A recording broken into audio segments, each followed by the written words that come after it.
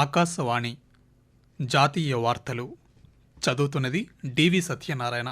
ఈనాటి వార్తల్లోని ముఖ్య అంశాలు: భారత్ను ప్రపంచ వ్యాపార కేంద్రంగా మార్చాలని రాష్ట్రపతి ద్రౌపది ముర్ము పిలుపునిచ్చారు. భారత ఉపరాష్ట్రపతి ఎన్నిక రేపు జరగనుంది. ప్రపంచ ఆర్థిక స్థిరత్వానికి బ్రిక్స్ కూటమి పనిచేయనుందని విదేశాంగ మంత్రి డాక్టర్ ఎస్ జయశంకర్ పేర్కొన్నారు. జీఎస్టీ సంస్కరణల ఫలితాలు ప్రతి ఒక్క వినియోగదారునికి చేరాలని కేంద్ర మంత్రి పీయూష్ గోయల్ ఆకాంక్షించారు. వార్తల వివరాలు: భారత్ను ప్రపంచ వ్యాపార కేంద్రంగానూ జ్ఞాన కేంద్రంగానూ మార్చాలని రాష్ట్రపతి ద్రౌపది ముర్ము పిలుపునిచ్చారు. న్యూఢిల్లీలో ఈరోజు జరిగిన ఇంజనీరింగ్ ఎక్స్పోర్ట్స్ ప్రమోషన్ కౌన్సిల్ ఈఈపీసీ వజ్రోత్సవ వేడుకల్లో రాష్ట్రపతి పాల్గొన్నారు. ఈ సందర్భంగా ఆమె మాట్లాడుతూ భారత ఆర్థిక వ్యవస్థ మరింత స్వావలంబన చెందాల్సి ఉందన్నారు. అలాగే ఎగుమతుల్లోనూ రాణించాల్సిన అవసరం ఉందని అభిప్రాయం వ్యక్తం చేశారు.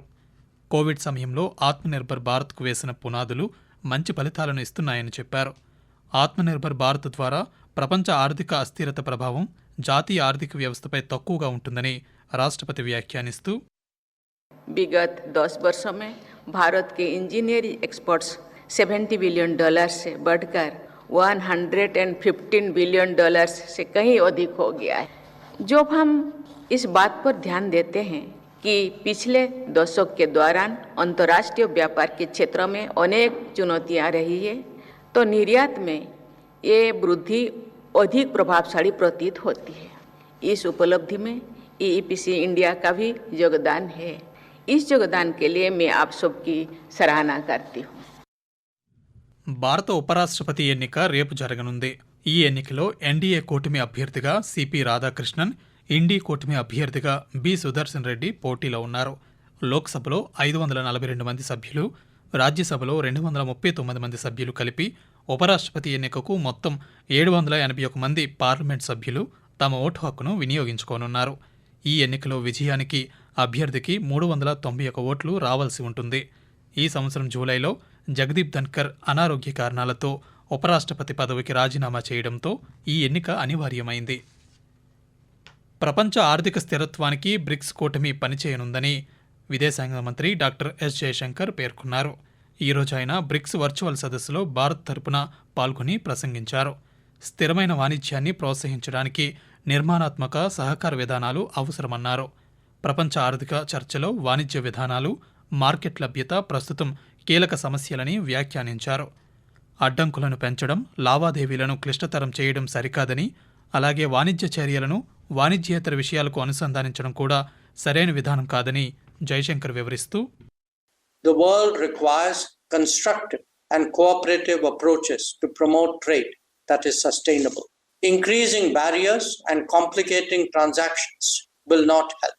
Neither would the linking of trade measures to non-trade matters. The BRICS itself can set an example by reviewing trade flows among its member states. Where India is concerned, some of our biggest deficits are with BRICS partners, and we've been pressing for expeditious solutions. We hope that this realization will be part of the takeaways from today's meeting. యువతకు ఉపాధి కల్పన, నైపుణ్యాభివృద్ధి లక్ష్యంగా కేంద్ర కార్మిక ఉపాధి మంత్రిత్వ శాఖ ఒక ప్రైవేట్ సంస్థతో ఈరోజు ఒక అవగాహన ఒప్పందం కుదుర్చుకుంది. న్యూఢిల్లీలో ఈరోజు జరిగిన కార్యక్రమంలో ఆ శాఖ మంత్రి డాక్టర్ మన్సుఖ్ మాండవీయ సమక్షంలో ఈ అవగాహన ఒప్పందంపై ఇరు పక్షాల ప్రతినిధులు సంతకాలు చేశారు. ఈ సందర్భంగా కేంద్ర మంత్రి మాట్లాడుతూ స్వావలంబన భారత్కు ఉపాధి కల్పన కీలకమని పేర్కొన్నారు. ప్రైవేట్ భాగస్వామ్యం సహకారంతో విస్తృత ఉద్యోగ అవకాశాలు లభిస్తాయని, వ్యవసాయం, సేవారంగం, మౌలిక సదుపాయాలు వంటి కీలక రంగాలు అభివృద్ధి చెంది తద్వారా దేశ ఆర్థిక వ్యవస్థను బలోపేతం చేస్తాయని వివరించారు. ఉపాధి కల్పనలో నేషనల్ కెరీర్ సర్వీస్ పోర్టల్ కీలక పాత్ర పోషిస్తోందని పేర్కొంటూ ఈ పోర్టల్లో 28,000 అంతర్జాతీయ ఉద్యోగాలతో సహా 51 లక్షలకు పైగా రిజిస్ట్రేషన్లు, 46 లక్షల ఖాళీలు పొందుపరిచి ఉన్నాయని మన్సుఖ్ మాండవీయ వెల్లడించారు. ఇటీవల వరదల ప్రభావంతో పంజాబ్లో జరిగిన నష్టాన్ని ఆ రాష్ట్ర ప్రభుత్వంతో పాటు కేంద్ర బృందాలు అంచనా వేస్తున్నాయని రైల్వే శాఖ సహాయ మంత్రి రవనీత్ సింగ్ బిట్టు తెలిపారు. పంజాబ్ ప్రభుత్వం నష్ట నివేదికను అందజేసిన తరువాత కేంద్ర ప్రభుత్వం నిధులను విడుదల చేస్తుందని ఆయన పేర్కొన్నారు. వరదల కారణంగా పంజాబ్లో ఇప్పటివరకు 48 మంది మరణించగా 2,050 గ్రామాలకు చెందిన 3,87,000 మంది నిరాశ్రయులయ్యారు. భారత సైన్యం, బీఎస్ఎఫ్, ఎన్డీఆర్ఎఫ్ నిపుణుల బృందాలు, స్వచ్ఛంద సంస్థలు వరద ప్రభావిత ప్రాంతాల్లో యుద్ధ ప్రాతిపదికన సహాయక చర్యలు కొనసాగిస్తున్నాయి. ఇదిలా ఉండగా ప్రధానమంత్రి నరేంద్ర మోదీ పంజాబ్లోని వరద ప్రభావిత ప్రాంతాల్లో రేపు పర్యటించి అధికారులతో సమీక్ష నిర్వహించనున్నారు. ఆకాశవాణి జాతీయ వార్తలు వింటున్నారు. దేశీయ ఉత్పత్తుల వ్యాపారాలు అభివృద్ధి చెందాలని కేంద్ర వాణిజ్య పరిశ్రమల శాఖ మంత్రి పీయూష్ గోయల్ ఆకాంక్షించారు. న్యూఢిల్లీలో ఈరోజు జరిగిన 56వ engineering exports promotion council India జాతీయ అవార్డుల కార్యక్రమంలో కేంద్ర మంత్రి పాల్గొని ప్రసంగిస్తూ స్వదేశీ ఉత్పత్తుల వ్యాపారాలు దేశ అభివృద్ధికి దోహదపడతాయని, అలాగే దేశ ఆర్థిక భద్రతను బలోపేతం చేస్తాయన్నారు. ఇటీవల ప్రధానమంత్రి నరేంద్ర మోదీ స్వదేశీ ఉత్పత్తులు వినియోగించాలని స్పష్టమైన పిలుపునిచ్చారని గుర్తు చేస్తూ దేశంలోని 140 కోట్ల మంది ప్రజలు, వ్యాపారవేత్తలు మేడ్ ఇన్ ఇండియా ఉత్పత్తులపై దృష్టి పెట్టాలని విజ్ఞప్తి చేశారు. సరళీకృతం చేసిన జీఎస్టీ సంస్కరణల ఫలితాలు ప్రతి ఒక్క వినియోగదారునికి అందాలని పీయూష్ గోయల్ పేర్కొంటూ, भारत एक रोल मॉडल बने सस्टेनेबल एंड इंक्लूसिव ग्रोथ का। किस प्रकार से हम ये सुनिश्चित करें कि जीएसटी में जो इतने बड़े बदलाव किए गए, रेट कट्स किए गए, कमी की गई, कटौती की गई, ये हम पास ऑन करें उपभोक्ताओं को और सुनिश्चित करें कि इसका लाभ उपभोक्ता को मिले, डिमांड बढ़े, उससे हमारा उद्योग और व्यापार भी बढ़ेगा, स्वदेशी वस्तुओं के लिए आकर्षण बढ़ेगा और पूरे देश में సుఖ సమృద్ధి బడేగి. ప్రతికూల వాతావరణ పరిస్థితుల నేపథ్యంలో జమ్మూ కాశ్మీర్లో శ్రీ మాతా వైష్ణోదేవి యాత్రను వరుసగా 14వ రోజు నిలిపివేశారు. ఆ ప్రాంతంలో కొండ చర్యలు విరిగిపడటంతో రహదారులు మూసుకుపోతున్నాయని స్థానిక అధికారులు తెలిపారు. ఈ సమయంలో యాత్రికుల రాకపోకలు సురక్షితం కాదని, దీంతో యాత్రను నిలిపివేశామని పేర్కొన్నారు.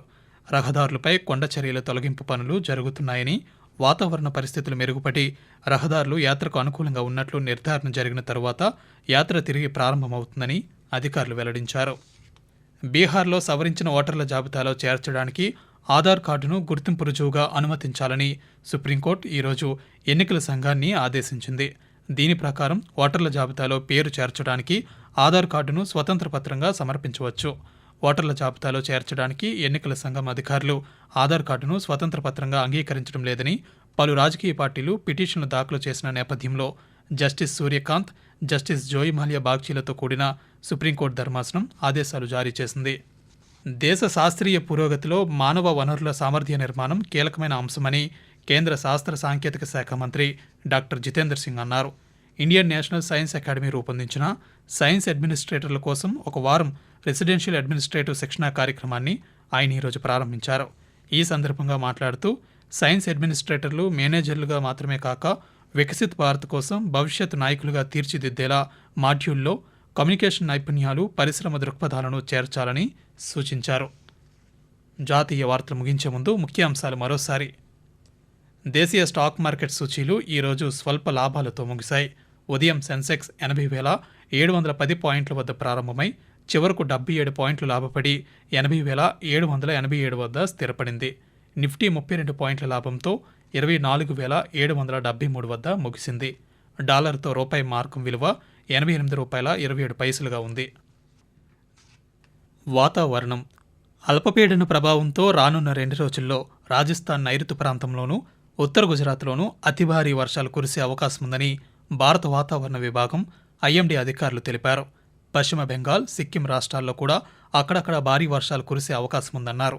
ఆ తరువాత 2 రోజుల్లో అరుణాచల్ ప్రదేశ్, అస్సాం, మేఘాలయ రాష్ట్రాల్లో కూడా భారీ వర్షాలు కురిసే అవకాశం ఉందని ఐఎండీ అధికారులు తెలియజేశారు.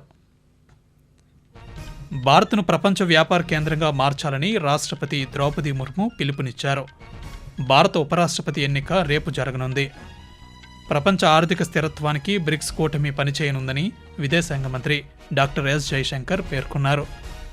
జీఎస్టీ సంస్కరణల ఫలితాలు ప్రతి ఒక్క వినియోగదారునికి చేరాలని కేంద్ర మంత్రి పీయూష్ గోయల్ ఆకాంక్షించారు. ఆకాశవాణి జాతీయ వార్తలు ఇంతటితో సమాప్తం. తిరిగి రేపు ఉదయం 6:45 విజయవాడ కేంద్రం నుండి ప్రాంతీయ వార్తలు వింటారు.